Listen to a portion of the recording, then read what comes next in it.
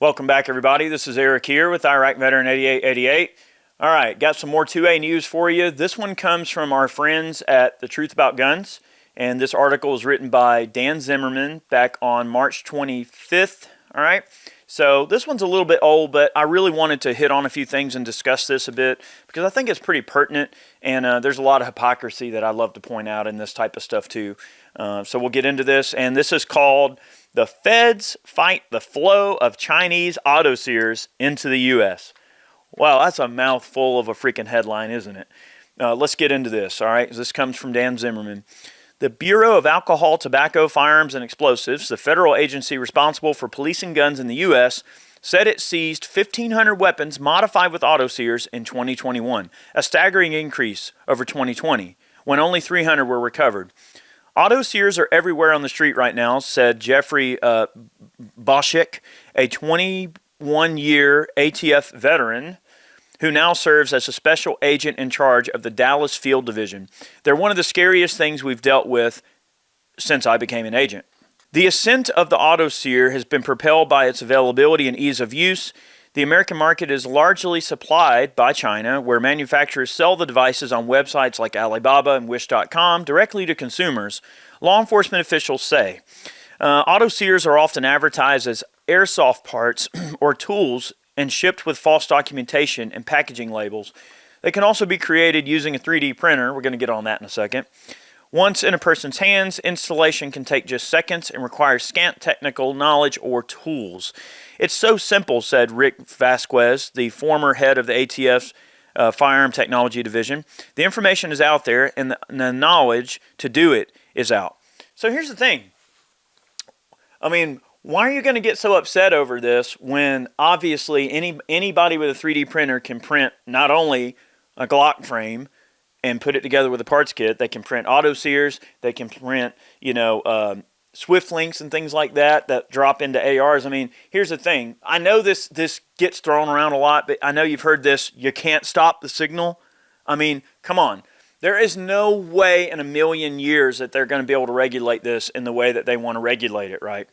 You know, at the end of the day, an armed society is a polite society, and here's the thing.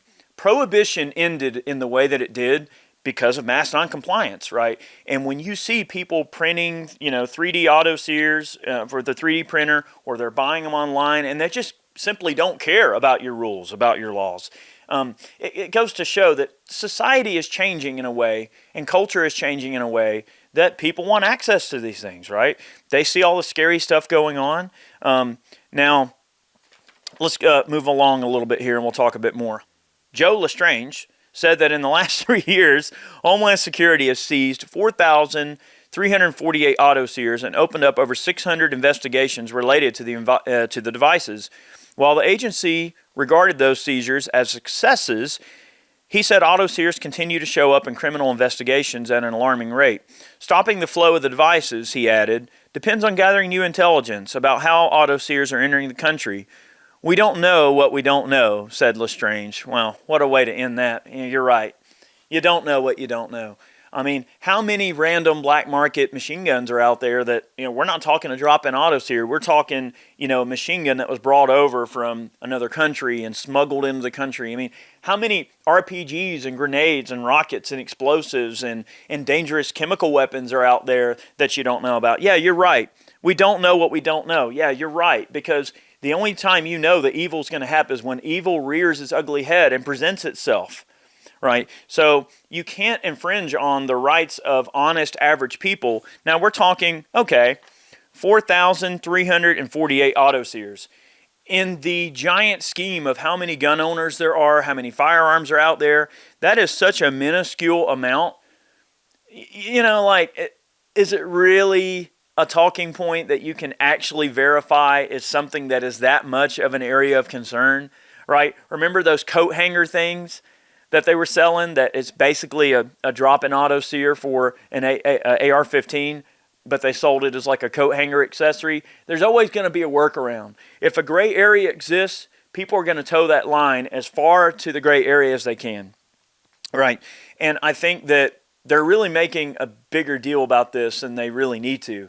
They act like these items are so prevalent that, on every block there's a gangbanger with an auto sear in their Glock. And that can't be true, because the thing is, if these items were being used in the crimes that they say they're being used in, wouldn't you see on the news cycle every day? You hear a cell phone video shot and you hear, a full auto Glock going off in the distance or something, right? Now, to say that these things haven't been used in some crimes would be a lie. Of course they have, but any Joe Blow can just 3D print something like that in their basement anyway. So you're never going to stop the proliferation of these items, and nor should you. I mean, look, the world's a scary place right now. I mean, you can't really compare it to the things that are going on with Ukraine, for instance. But I know we did a video not too long ago where we discussed, hey, look how important the Second Amendment is in the United States, because look at what can happen. Your country can be invaded, and you need to be able to protect yourselves. And I think the huge overwhelming majority of people that want access to machine guns are not bad people. They're not criminals. They're just simply people that want to be toe-to-toe with anyone that would do their country, their family, or their community harm, right? It's really no different than, let's say, I'm sure at the end of the day, there's some police officer or federal agent or FBI agent or ATF agent or someone who put on their uniform and their badge that morning and put their gun in their holster, and they really do feel like they're doing the right thing. They feel like they are doing something that is benefiting society, right? But very much in the same way that you hop in your passenger van full of dudes with MP5s in it and ride around and do whatever y'all do on a regular basis, y'all feel like y'all are in the right, and you want the tools to do what you feel is right. And the average person is no different. People want access to firepower because you have access to firepower. And you want to deny people's access to firepower because you don't want them being able to have you outgunned.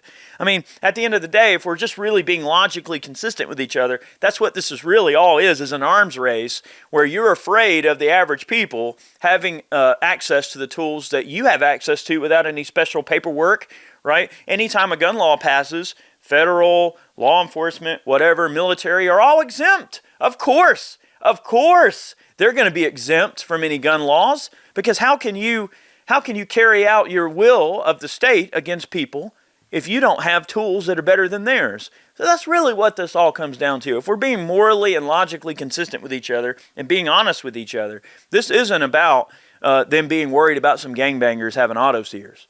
That's the least of their worries, because those people are going to have any gun they want regardless. The law isn't going to stop that from happening. I think the real situation that we really need to be discussing with each other is that people that obtain these types of things, especially on a much more far-reaching, let's just say, societal place, is really more from an aspect of just having fun and doing mag dumps. It's just fun. I mean, have you guys not just gone out and dumped a case of ammo out of your MP5s just to do it? It's fun, right? People want to have fun. Machine guns are fun, all right? That's the only reason. And some of it is obviously, people want to be able to be well armed and have, a good amount of firepower to protect themselves. And I think that's a very logical thing. You don't wear a seatbelt because you expect to get in a wreck, right? You don't have, insurance because you think you're going to die. It's just in case, right? So I think a lot of people view it in that way. They want it as a just in case type of thing, in case they ever have to, fight someone invading them or protect their community or their families from anyone, foreign or domestic. So I think we should support an environment where the populace is armed with the best possible tools at their disposal. So, this is just a kind of a strange thing, They're never going to be able to stop this, no matter what they do. And I think that you're also going to see mass noncompliance, just like prohibition, like I discussed earlier. You're going to see mass noncompliance. You're going to see people not turning in each other. I mean, okay, if you saw your neighbor get murdered, wouldn't you, and you could identify the murderer, I think we can all agree murder's wrong. Wouldn't you tell the police, hey, it was Bobby Joe, he did it. I saw it, right? But if society goes, well, you know what? It ain't nobody's dang business what auto sear someone has or how long a barrel on a rifle is or a shotgun. After a while, if people just kind of stop giving a crap and just they don't express concern about it. They don't call police on people. They don't rat people out. Isn't your war on these devices kind of over at that point? If no one's willing to even talk about it, like it just becomes, like prohibition. The feds were going in the bars and getting jacked up. I mean, is it really right to go in and get drunk at night and then by day go in and smash the barrels of alcohol? I mean, that's the equivalent of what's going on here. I mean, this mass noncompliance is certainly a thing, and it's not going away. And I think the sooner we realize that more gun laws and more regulations and more bad opinions, which carry the weight of law but are not laws, the more of that, tends to propagate. It's not a healthy thing. We need to push towards, honestly, it's going to come down to mass noncompliance, just like it always has in the history of this country. Women's suffrage movement, having to pay polling taxes, slavery, prohibition, you name it. I mean, every major political movement that's ever occurred in this country that's impacted any kind of major change has come from noncompliance. And I think that's what's going to happen with this. It's going to go the way of the dodo because people are just not going to deal with it. And I foresee that happening with this. So, want to take a moment to thank all of our Patreon supporters for supporting our videos. Thank you so very much. Also, go over to Ballistic Ink and pick yourself up a snazzy new t-shirt. That's one way that you can support our efforts more directly if you wish to do so. And big thanks to all of the folks that watch our videos, and we appreciate you letting us be a little part of your world every day. And many more news plugs on the way. We've got a ton of videos coming out, awesome stuff that you're going to love. Many more on the way. We'll see you soon.